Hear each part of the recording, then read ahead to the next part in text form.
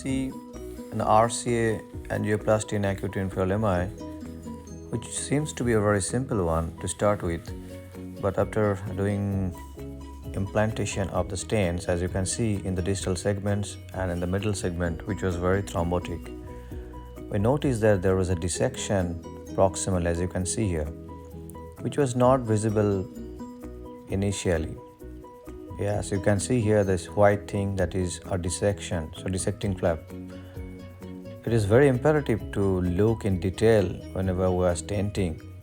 As you can see, this dissecting flap could result in a fatal outcome, so we went for another stent which was not in our plan initially, and ultimately the results were quite good.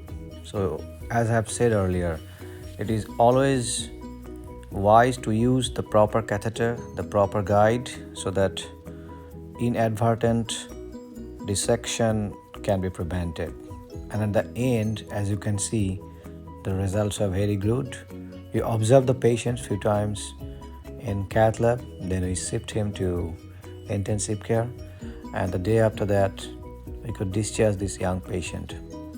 That was very important lesson for us, that you have to be very cautious even after the last shot, because you will never know when this dissection will appear and will lead to sudden thrombotic occlusion. Therefore, it is very imperative to look every steps in details to have a very good outcomes.